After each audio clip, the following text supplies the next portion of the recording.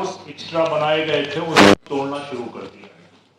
तो ये इस देश में साबित करता है कि सरकारें किसी की भी हों, अदालतें कुछ भी कर रही हों, लेकिन एक पैरेलल गवर्नमेंट पूरे देश में चल रही है, जहां पर संघ परिवार की जो राजनीतिक पार्टी भाजपा है, अगर उसकी सरकार होती भी है या नहीं भी होती है, तो इतना दबाव आपके ऊपर बना दिया जाता है कि आप कोर्ट के फैसले का इंतजार नहीं करते, कोर्ट के फैसले का वेट नहीं करते, बल्कि आपके ऊपर इतना दबाव बनाया जाता है कि एक जो स्पेशल अथॉरिटी बिल्ड करी गई है, उस अथॉरिटी के दबाव में या उसके फैसले पर आप ये काम करना शुरू कर देते हैं।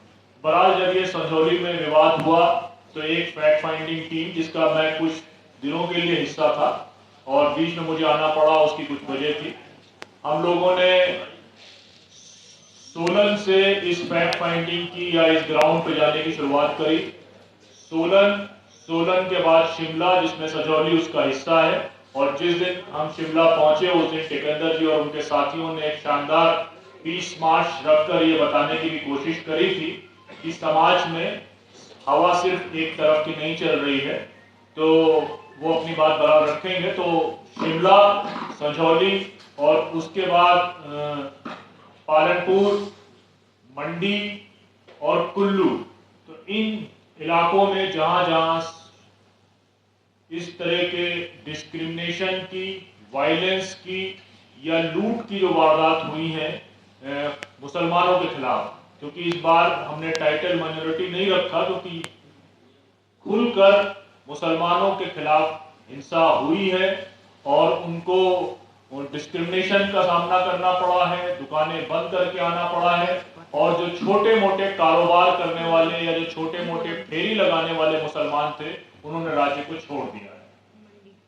तो ये तमाम चीजें जो शुरू हुई, इसमें हम लोगों की जो ये रिपोर्ट है वो राज्य के पूरे पॉलिटिक्स के बारे में तो बात करती है, लेकिन स्पेसिफिकली सोलन, शिमला, मंडी, पालनपुर और कुल्लू, इन इलाकों के बारे में बात करती है। और कोई एक घटना या दो घटनाएं नहीं है, बल्कि सीरीज ऑफ द इंसिडेंट्स हुए हैं जो रिपोर्ट किए गए हैं। किसी की दुकानों पर निशान लगा दिए गए हैं, किसी की दुकानों को अल्टीमेटम दे दिया गया है, किसी किराएदार को अल्टीमेटम दे दिया गया है कि आप मकान खाली कर लें। तो एक तरफ तो अटैक राइट विंग का है, लेकिन उसके साथ साथ सबसे बड़ी नाकामी हिमाचल की सरकार की है, जो लॉ एंड ऑर्डर के इस पूरे इशू को मेंटेन नहीं कर सकी। तो अब हम लोग जब पहुंचे तो हमारे पहुंचने से पहले हमारी फोटो वायरल कर दी गई, और फोटो ये कह के वायरल की गई कि ये 5 आतंकवादियों का ग्रुप शिमला में घुसा है और इनका काम गड़बड़ी फैलाना है। और ये फोटो इस पूरे अभियान को चलाने वाले संघ परिवार के नेता कमल गौतम के फेसबुक से डाला गया, और फिर जितने भी राइट विंग के व्हाट्सएप ग्रुप्स थे उन पर डाल दिया गया। हम लोगों को यहां तक ये भी नहीं मालूम था कि हमारी फोटो राइट विंग के व्हाट्सएप ग्रुप में घूम रही है। कहीं से खबर लगी तो हमारे दोस्तों ने बताया, तो अब आप अंदाजा करें कि किस लेवल की वल्नरेबिलिटी का हमको सामना करना पड़ा। हमने ऑलरेडी इसकी शिकायत हिमाचल पुलिस से करी है, कंप्लेंट नंबर मिल गया है, लेकिन कार्रवाई अभी तक कुछ भी नहीं हुई है। साइबर सेल में भी करी गई है, वहां के थाने में भी करी गई, थाने ने पहले लेने से मना कर दिया एप्लीकेशन, तो वो बाई पोस्ट भेजी गई। तो बहरहाल इन सब के उसमें आप ये अंदाजा लगा सकते हैं कि जो हम लोग यहाँ पर सामाजिक कार्यकर्ता हैं, सालों से काम कर रहे हैं, या वो जर्नलिस्ट जो लगातार सालों से काम कर रहे हैं, उनको अगर इस लेवल की वल्नरेबिलिटी को फेस करना पड़ता है, तो जो एक उत्तर प्रदेश पश्चिम का, सहारनपुर का या मेरठ का रहने वाला मजदूर या लेबर या फेरी वाला, वो किस लेवल की वल्नरेबिलिटी का सामना कर रहा हो। तो ये बहुत सारे सवाल हैं अलग अलग जिलों के, जिसपे मेरे दोस्त कौशिक और सृष्टि इस पे आगे अपनी डिटेल पे बात रखेंगी, फिर हरियाणा और हिमाचल से आए हुए कुछ लोग फैक्ट फाइंडिंग टीम का हिस्सा थे। मैं खुद हिमाचल में पली बड़ी हूँ और मंडी की रहने वाली हूँ। तो हमने अपनी फैक्ट फाइंडिंग के थ्रू पाया that within 30 days, more than 32 rallies were conducted in more than 20 towns and districts of Himachal Pradesh. And almost all these rallies, so-called protests against outsiders, which is a code word for discrimination against Muslims, were mostly violent. वहाँ पर ऐसे slogans बोले गए कि मुल्ले काजी नहीं चलेंगे। मुल्ले, I don't even want to speak this kind of language. It's difficult for me to express even though I am not from the community. So इस तरह के hateful statements दिए गए। बहुत सारे हमें ऐसे केसेस मिले जहाँ पे vulnerable मुसलमानों को पीटा गया, उनकी दुकानों को वेंडलाइज कर दिया गया और उनको बहुत ज़्यादा धमकियाँ दी गई।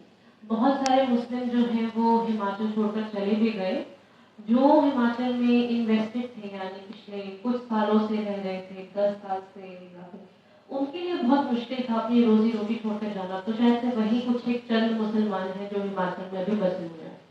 तो मैं अपनी हमारी फैक्ट फाइंडिंग की जर्नी के बारे में आपको बताना चाहूँगी।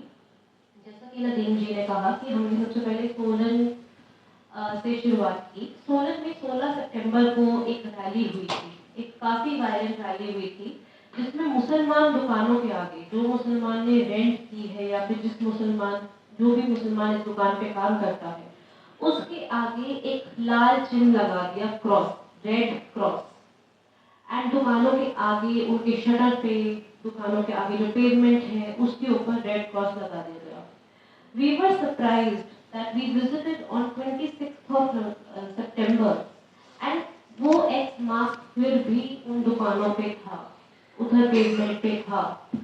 ये एक क्लियर साइन ऑफ डिस्क्रिमिनेशन है जो स्टेट की मशीनरी होते हुए, पुलिस की प्रेजेंस होते हुए इस तरह का वेंडलिज्म किया गया। जब हमने सोलन में जो व्यापार मंडल था जिन्होंने इस रैली को बुलाया था, उनसे बात की तो उन्होंने कहा कि आक्रोश में लोग कुछ भी कर जाते हैं, तो हम उसके लिए रिस्पॉन्सिबल नहीं हैं। सोलन से फिर जाते हुए हम लोग संजौली पहुंचे। संजौली में बहुत ही पुलिस पेट्रोलिंग थी, चप्पे चप्पे पे पुलिस थी, चप्पे चप्पे पे एक ना एक पुलिस वाला ऑफिसर दिख जाता था हमें। माहौल काफ़ी टेंस था वहाँ पर। हमने जब मस्जिद जाने की कोशिश की, जो विवाद में है, विवादित मस्जिद संजौली का, तो उसके लिए हमें पता लगा कि स्पेशल वेरिफिकेशन करवानी पड़ेगी पुलिस से, और हिंदू होने के नाते हम लोग नहीं जा पाए। तो नदीम भाई हमारे साथ थे और हमारी टीम के एक और मेंबर थे जो मुसलमान थे, तो उन लोगों ने जाने की कोशिश की, तो उन लोगों की भी कोई वेरिफिकेशन नहीं हो पाई। तो मस्जिद को जाना मुश्किल था बिकॉज चप्पे चप्पे पे पुलिस वाले हमें रोकने के लिए खड़े हुए थे। जहाँ पर भी हम गए, चाहे वो संजौली हो, सोलन हो, मुसलमान बहुत डरा हुआ था बात करने के लिए।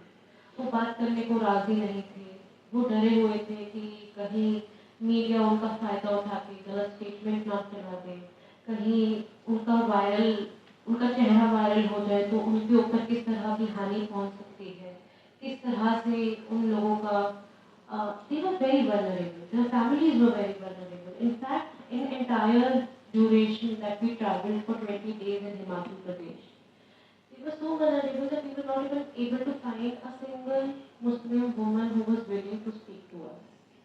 So that was the level of vulnerability out there. Muslim kids were not willing to speak up. Certain members who were men, privileged men, they were willing to speak up. And that too on condition of anonymity, कि उनका नाम बाहर नहीं आना चाहिए।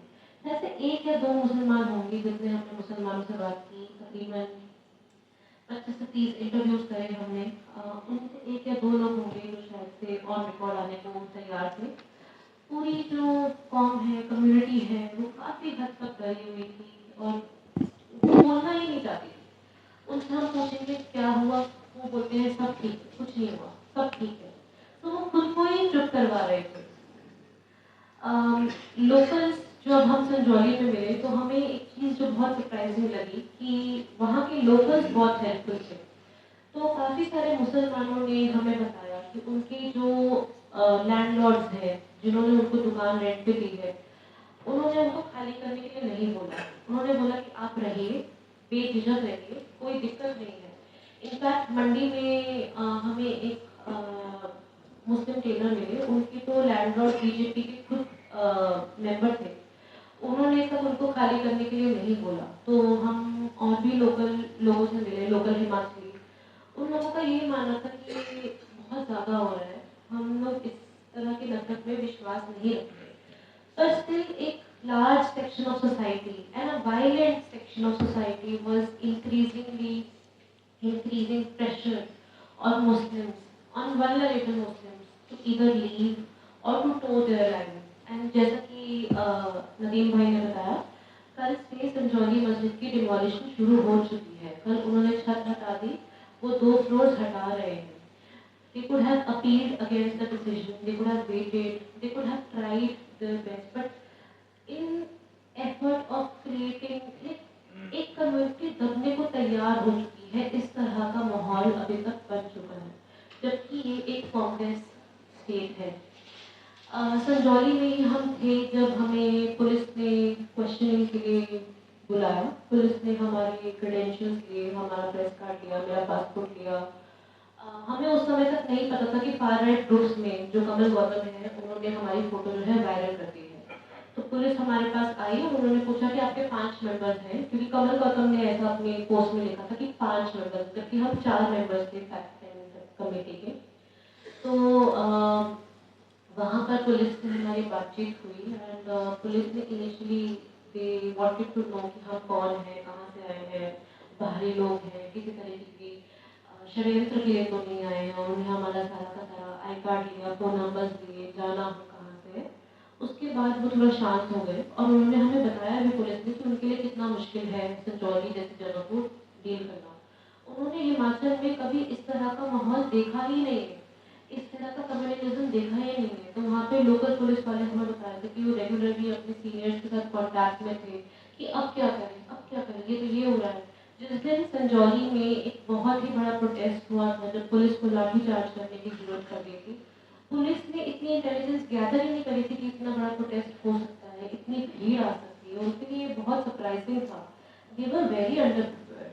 In fact water cannons जो थी वो लेकर आए थे, पर उसमें वाटर नहीं था and just it was just for show, and so police didn't know how to really handle this situation. It was one of the first for Himachal police, and Himachal police, in fact speaking from the police perspective, जो police ने हमसे off the record बात की, उन्होंने बताया कि they were facing a fatigue at this point of time कि हम किस तरह से इस situation को handle करें, क्या करें, because in Himachal mostly police has a priority over other things like drugs is a very big issue in Himachal Pradesh.